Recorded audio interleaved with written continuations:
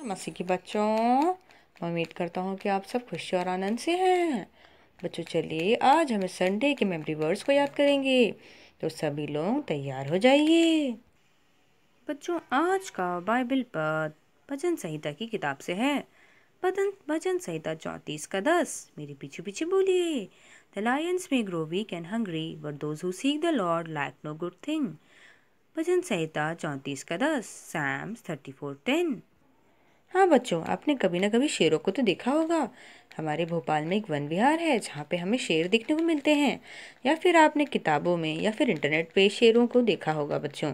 तो शेर कितने शक्तिशाली होते हैं, और ऐसा हो ही नहीं सकता कि वो कभी ना कभी भूखे रह जाएं। लेकिन परमेश्वर इससे ये बताना चाह रहे हैं कि देखो, जो सामर्थी हैं, शक्तिशाली हैं, वो अपने सामर्थ्य पे भरोसा करते रहेंगे। लेकिन जो परमेश्वर पे भरोसा करते हैं, यानी कि जो परमेश्वर से प्रेम रखते हैं और परमेश्वर से हमेशा बात करते हैं, अपनी चिंताओं को शेयर करते हैं, तो वो किसी चीज़ की कमी नहीं होगी। तो कमी से क्या मतलब है बच्चों, कि हमें जिस चीज़ की ज़रूरत है, जैसे कि मूसा के समय में इजरायलियों को मन्ना की ज़रूरत थी। उन्हें इच्छा थी कि हम और मन्ना इकट्ठा करके रखें, लेकिन परमेश्वर बोल रहा था उस दिन के लिए आपको जितना चीज़ की ज़रूरत है उतना ही आप ले। तो हमें जिस चीज़ की ज़रूरत है वो परमेश्वर हमें देता है, यीशु मसीह हमें प्रदान करता है।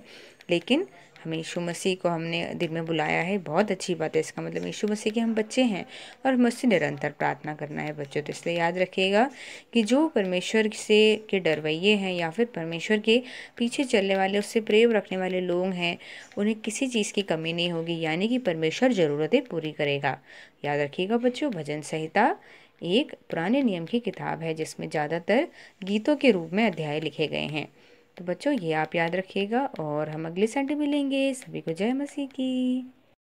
जय मसीह की बच्चों।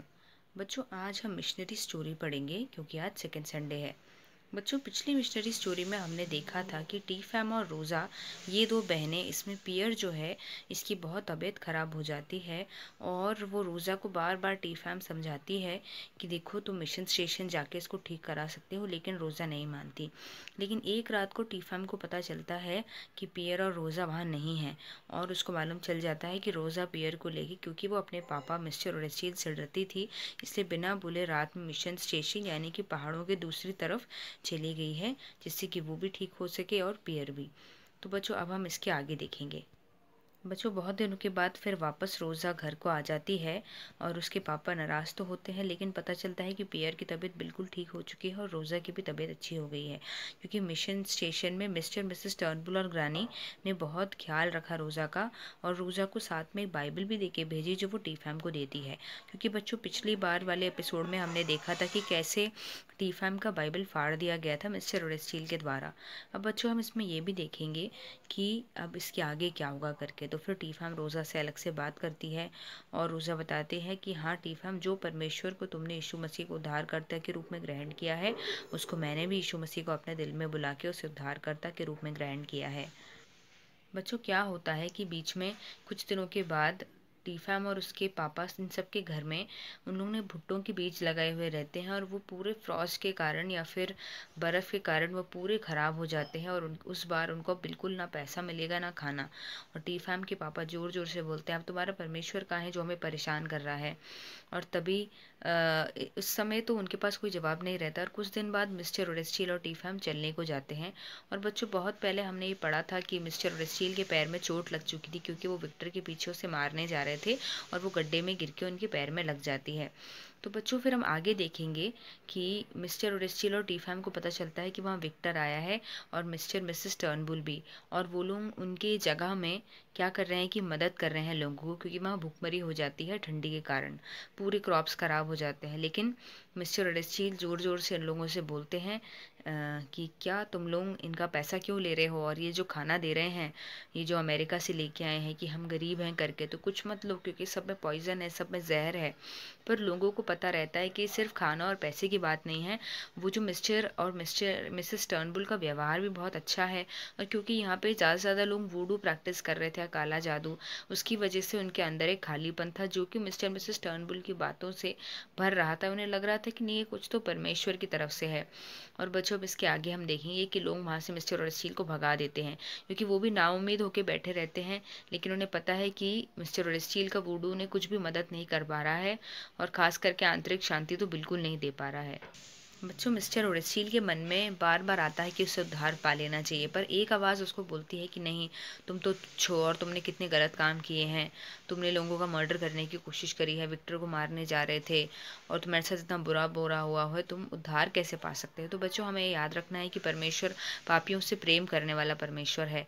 वो हमें अपने बड़े गड्ढे में से निकालना चाहता है। वो हमें जो लॉ थी या जो आज्ञा थी वो नहीं है। यीशु मसीह तो प्रेम को दर्शाता है, और वो हमें माफ़ करने वाला परमेश्वर है। वही तो कलवरी के क्रूस पे सबसे बड़ा प्रेम का एक्सप्रेशन या फिर हमें देखने को मिलता है कि सबसे ज़्यादा प्रेम यीशु मसीह हमसे करता है। तो इसलिए हम किसी को भी अगर उद्धार के बारे में बताना चाह रहे हो, या आप में से कोई भी हो जो यीशु मसीह की प्रेम को अभी तक समझने के लिए है, तो आप सबसे पहले बच्चों याद रखिएगा कि यही तो है कि हमारे कर्मों से नहीं, लेकिन यीशु मसीह के प्रेम से, उसकी क्षमा से हमें छुटकारा मिल रहा है। उसके द्वारा दी गई क्षमा जब हम अपने पापों को अंगीकार कर लेंगे बच्चों। तो ऐसा कभी नहीं सोचना है, खास जो कि जिनने उद्धार नहीं पाया हुआ अगर होगा तो, कि ऐसा यीशु मसीह तो मुझसे कैसे प्यार कर सकता है, मैं तो बहुत बड़ा पापी, या मैंने बहुत पाप किए हैं करके।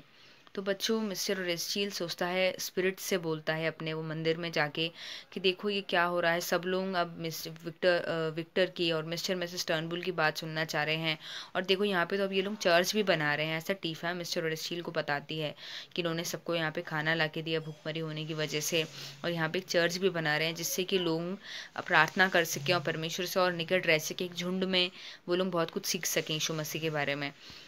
तो मिस्टर ओरेस्टील वुडू से बोलता है कि देखो, अलग अलग आत्माओं, तुम लोग अगर शक्तिशाली हो तो तुम लोग इस चर्च को जला दो। अगर तुम ज़्यादा पावरफुल हो तो, यीशु मसीह जिंदा परमेश्वर नहीं है, और अगर तुम पावरफुल हो तो तुम इनके चर्च को जला दो आगे से। और वो वहाँ जिस रात वो ऐसी प्रार्थना करता है, जाके वो बैठ के देखता भी है चर्च के पास कि क्या वहाँ आग लग रही है, पर ऐसा कुछ नहीं होता। फिर एकदम से एक आवाज़ उसके अंदर बोलती है कि नहीं, आग तो मुझे ही लगानी चाहिए जाके, ये तो स्पिरिट्स ये चाहते हैं मुझसे। लेकिन बच्चों, इस पूरे समय में क्योंकि उसके अंदर एक खालीपन था, एक डर था, क्योंकि वो आत्माएं उसको ज़्यादा डराती थी, तो डर के कारण और उसके पैर की चोट भी नहीं ठीक हुई थी, और अंदर ही अंदर बहुत परेशान थे मिस्टर ओरेस्टील। वो धीरे धीरे अपने घर से आगी लेके आते हैं जलाने के लिए, तभी एक हाथ उनके आगी वाले हाथ को पकड़ लेता है, और वो विक्टर का रहता है। उसी समय विक्टर गॉस्पेल सुनाता है। असल में वो कुछ डांट या चिल्लाता नहीं है, लेकिन वो एकदम गॉस्पेल बताता है। देखो मिस्टर ओरेस्टील, हम फिर से आपसे बोलते हैं, आपको यीशु मसीह की ज़रूरत है, क्योंकि यीशु मसीह सबसे प्रेम करता है, सबके लिए बलिदान दिया। और इस बार मिस्टर ओरेस्टील टूट के वो बोलते हैं कि नहीं, मैं मुझे कैसे यीशु मसीह मुझे कैसे एक्सेप्ट कर सकते हैं। लेकिन ऐसा नहीं है। क्या होता है कि मिस्टर ओरेस्टील दिल से प्रार्थना करते हैं और यीशु मसीह को अपने दिल में बुला लेते हैं बच्चों उसी रात में। अब बच्चों देखिए, टी फैम के परिवार में बहुत अंतर आ चुका है। अपने सारे चार्म्स या जो भी तावीज़ें हैं या जो भी पूजा की चीज़ें हैं, जो भी मतलब उसका ये मतलब है कि जो उनके पुराने विश्वास का जो जीवन था, वो जो जिसने उन्हें खुशी नहीं दी, आंतरिक शांति नहीं दी, वो अपने जीवन से वो हटाना चाहते हैं, और सच्चे परमेश्वर को पूर्ण रीति से स्वीकार करके अब वो अपने तावीज़ वगैरह सब किसको दे देते हैं, विक्टर को। विक्टर बोलता है कि मेरे को दे दो और बाकी सब कुछ जला दो, क्योंकि अब हम एक नई ज़िंदगी शुरू कर रहे हैं। और जलाने में उसका इम्पोर्टेंस नहीं है, पर इसमें है कि उसने यीशु मसीह को स्वीकार किया, और वो खुश है। आपके उसके चेहरे से दिख रहा होगा मिस्टर ओरेस्टील के, पूरा परिवार खुश है बच्चों। तो ये एक अफ्रीका की लड़की के बारे में हमने देखा बच्चों कि कैसे वो अपने परिवार के लिए एक मिशनरी बनी, यानी कि अपने परिवार में उसके व्यवहार में बदलाव आया उद्धार से, और उसके परिवार में भी परमेश्वर की कृपा से वो लोग उद्धार पा सके।